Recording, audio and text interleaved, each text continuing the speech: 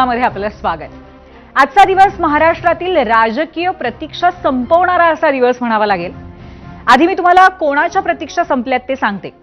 पहिलं, भावी नगरसेवकांची, ज्यांची आज 9 वर्षांची प्रतीक्षा संपली आहे। 2, बाळासाहेब ठाकरेंचे शिवसैनिक, ज्यांनी ठाकरे बंधूंच्या राजकीय युतीची प्रतीक्षा आज संपलेली आहे। 3, राष्ट्रवादीचे निष्ठावंत कार्यकर्ते, ज्यांनी 2 राष्ट्रवादी पुण्यापुरती का होईना एकत्र येण्याची त्यांची जी प्रतीक्षा होती ती संपलेली आहे।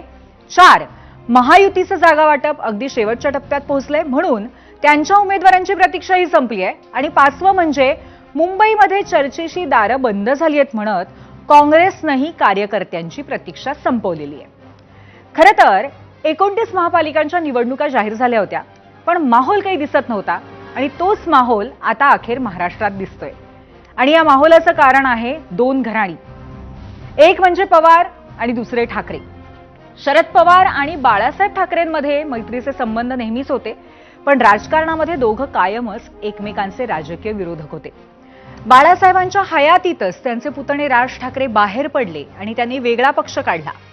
बाळासाहेबांच्या मृत्यूनंतर त्यांचे पुत्र उद्धव ठाकरेंकडे पक्षाची सूत्र आली, तरीही अनेक वर्ष ठाकरे आणि पवार कुटुंबीय राजकीय विरोधकच होते।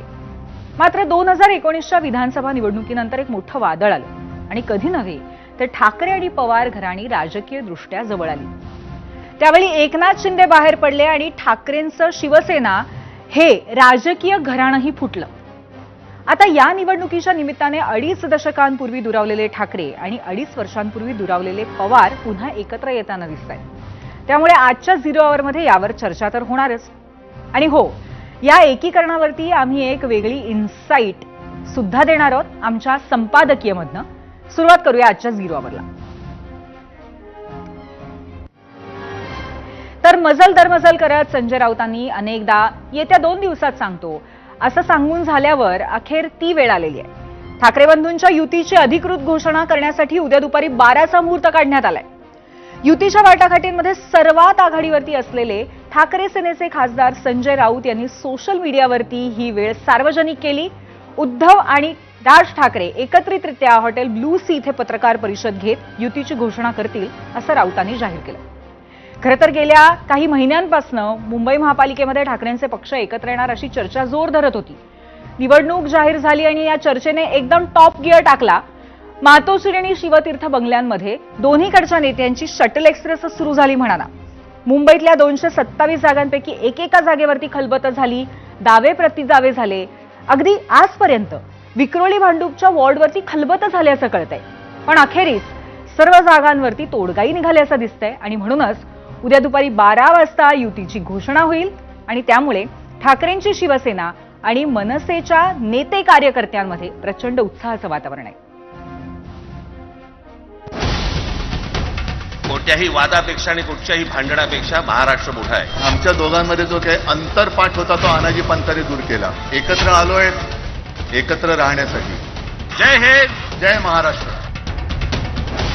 शिवसेना, उद्धव ठाकरे आणि महाराष्ट्र नवनिर्माण सेना यांच्यामध्ये युती तर झालेलीच आहे। किती एक्साइटिंग आहे बघा ना ती बातमी तुमच्यासाठी।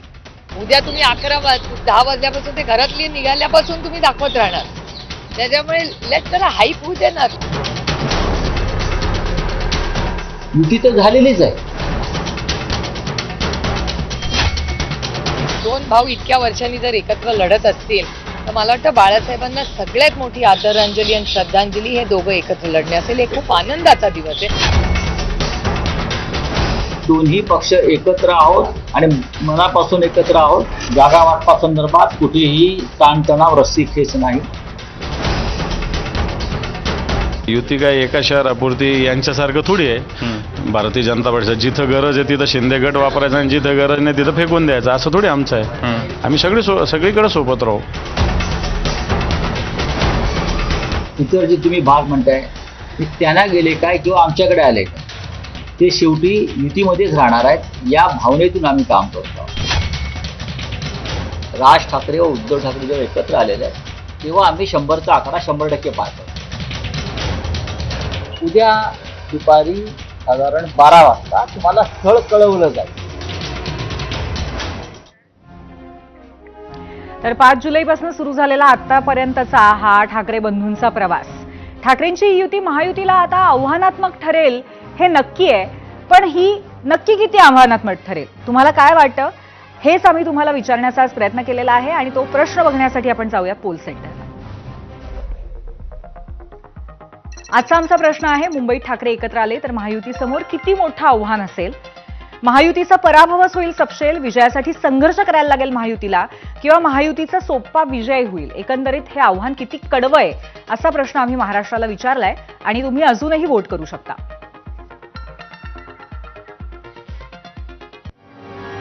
आता आव्हान महायुती समोर आहेच, पण युती करणाऱ्या ठाकरे बंधूंपुढेही आव्हानांची मालिका असणार आहे. नक्की कोणते प्रश्न या युतीसमोर येऊ शकतात हे आपण पाहूयात. जाऊयात मीडिया सेंटरला. ठाकरे बंधूंसमोरची आव्हानं आपण बघतोय. स्थानिक पदाधिकाऱ्यांना सोबत ठेवून बंडखोरी रोखणं हे सगळ्यात मोठं आव्हान असेल.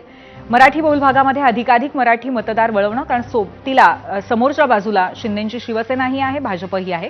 दलित मुस्लिम मतदार आपल्या बाजूला वळवणं, कारण काँग्रेसची साथ नसणार आहे. शरद पवारांच्या जागा जिंकण्यासाठी प्रयत्न करणं, उत्तर भारतीय मतदार वळवण्यासाठी लक्ष केंद्रित करणं, एकत्रित वचननामा जाहीर करत मतदारांपर्यंत पोहोचणं,